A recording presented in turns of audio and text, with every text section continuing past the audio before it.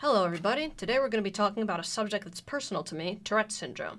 Tourette's syndrome is a neurological disorder characterized by involuntary sounds and movements known as tics. The CDC estimates that 0.6% of the population has it, and it's more commonly diagnosed in boys than in girls. These tics vary in intensity from person to person, and they tend to lessen with age. Now, as someone who has Tourette's, I can tell you, it's a pain to deal with. Sometimes I feel like I can't do a certain action until I've completed a tic, and it makes it hard to start talking. And it's not something I can easily suppress either. I have to actively focus on not doing the thing that my brain is screaming at me to do. Fortunately, my tics are a lot milder than they were when I was younger, but like I said, sometimes they're a pain. But you know what's an even bigger pain? The way people talk about it. Portrayal of Tourette's in media tends to be less than stellar. A lot of it focuses on coprolalia, or compulsive swearing. I'm sure we've all seen the South Park episode. If you haven't, here's a synopsis: the kid yells swear words. Now, South Park doesn't try to portray anything with sensitivity, so they get some kind of a pass. No one expects a lot of positive representation from a shock humor show. The problem is that the people who should do better often don't. The most personal example of this for me is ABC's show My Extreme Affliction. As the name implies, the show tends towards sensationalism. They did a special on Tourette's syndrome back in July 2008, and they interviewed me for it. The segment aired alone before it went on the 2020 show, and I wasn't featured, probably because my affliction wasn't extreme enough. Now, shocker, the 11-year-old content was kind of hard to track down. I eventually managed to find it under the name Teens Take on Tourette's. Here are some choice clips. A disorder that has made these kids strangers in their own bodies. Sometimes it seems Isabella's resilience and her parents' patience are the only things keeping this family from being torn apart by Tourette's. The summer stillness erupts in an odd symphony. Grunts, squeaks, and screams. Ugh, great portrayal, huh? Definitely not exhibitionist or, outright dehumanizing with all those animal comparisons. Back when this first aired, my mom taped it, and then she taped over it because she didn't want me seeing it at that age, and I can't say I blame her. Oh, and of course it was split into 6 parts that wouldn't link together for minimum accessibility, but that's more a problem with the 2020 website's video software. The point here is, even if they were trying to do good coverage, they didn't. They pursued shock value instead of truth and used over-the-top phrasing to do it. I mean, strangers in their own bodies? That sounds like something out of a budget exorcism flick, not the news. And this isn't just a one-station problem either. From CBS just last December, here's 2 parents talking about their daughter. She has an extreme version of Tourette's, and the context for this clip is that she's knocked holes in the walls as a result of her tics. Straight through the tiles. Straight through the tiles. Looks like you've had a poltergeist through. Considered an exorcism. Yeah, we have discussed that. I understand that parents vent about their kids, but it's irresponsible to say things like that in front of a camera. Imagine being a kid with Tourette's syndrome, tuning into the news, and hearing that. Now, that isn't to say that all Tourette's coverage is this awful. The point is that none of it should be of such low quality on the news.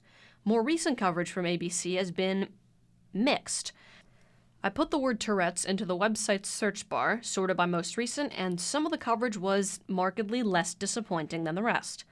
On one hand, we have a nice 2017 article about a Muslim basketball player with Tourette's syndrome.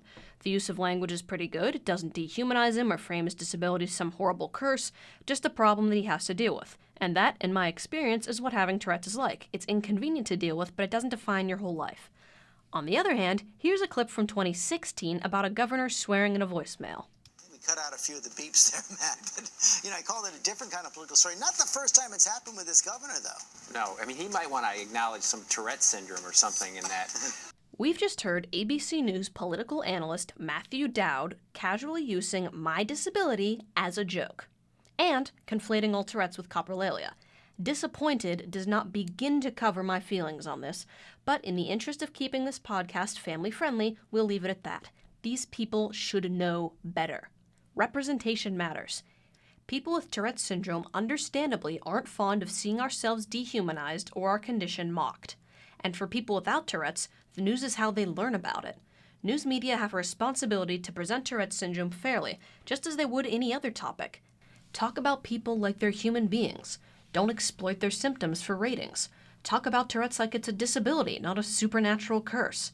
Journalists can and should do better. And based on what I've seen from the current state of coverage, it's not a high bar to clear.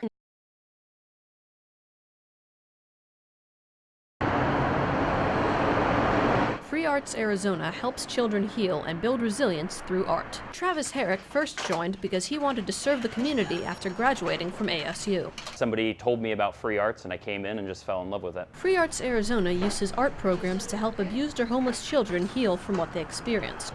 Program manager Ruth Sager talks about the multicultural arts camp that Free Arts AZ offers. Young people are going through 5 different cultural art form workshops. First week is our older kiddos, and then the second week is our younger kiddos, and we get to invite some of those older youth back to be volunteers.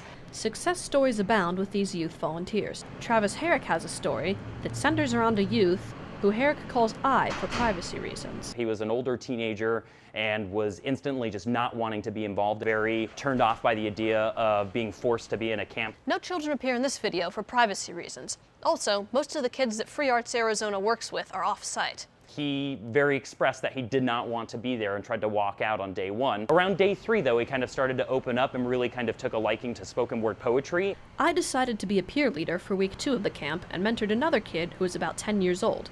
He reassured the kid when he froze up on stage. So I and him went back up there, and he stood next to him the whole time while that young man shared his story. Travis's work at Free Arts Arizona impacts his own family, too. I am a father of 2 beautiful daughters, so being the best example that I can be for them is kind of my biggest priority, and I do that here. Free Arts Arizona has been open for more than 25 years and has helped more than 100,000 children. Reporting for Cronkite News, I'm Marg MacKrell. And I think that was the purpose of being able to handle that, and that's like the exact same thing.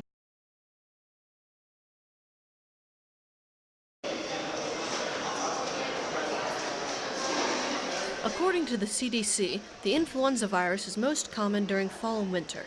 Meanwhile, the Arizona Department of Health Services says that 5 to 20% of Arizona's population gets the flu every year. It recommends that everyone over 6 months old get vaccinated. Medical studies major Emily Keidel got her vaccination at the Community Health Center during an unrelated visit. She recommends several ways for students to protect themselves. Wash their hands, wash their dorm rooms. People with the flu can be contagious for 1 to 4 days before they start showing symptoms. You can spread the flu with any body fluids, so cover your mouth when you cough or sneeze. If you cover your mouth with your hands, wash them immediately afterwards or you'll transmit any germs you have to whatever you touch. ASU Health Services is administering vaccines on the downtown campus at their Community Health Center on North 3rd Street. They're open Monday from 8 to 7 and Thursday and Friday from 8 to 5. They accept most major insurance providers. Whether it's at ASU or somewhere else, get your flu vaccination soon. Marg MacKrell, Blaze Radio, 1330 AM.